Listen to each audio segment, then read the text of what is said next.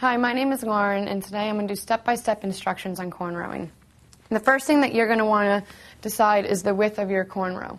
You're going to decide how wide you want your cornrow to actually be. You're also going to decide on your partings. You have two choices.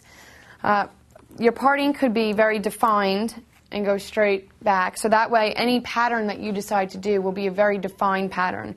Or you can zigzag by simply putting a tail comb or a clip like this and moving up and down.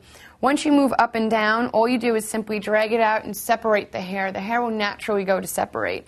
That'll give you a less defined parting.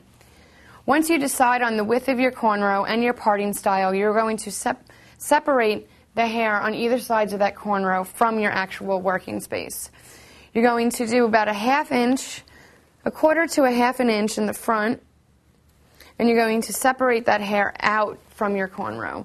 You're then going to use two fingers, insert them into the hair, and separate the hair into 3 sections. You want to make sure that those sections are pretty equal.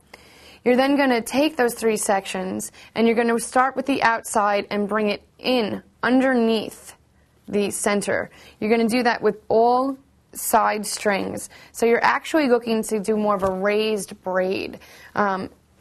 After you go about 2 or 3 in, you are then going to continue. You're going to add hair with that, and then again, work the hair underneath. So you'll swing it under that center one. You're going to work your way all the way back, continuing to add the hair, and then once you finish the cornrow or the pattern that you're choosing to do, you will actually tie it off with a rubber band or anything else of your choosing in order to keep the cornrow in. Again, the reason for going underneath it is in order to actually make that braid sort of pop up and stand out. So it's ultimately a French braid but going in the opposite direction. And that is step-by-step instructions on how to do a cornrow.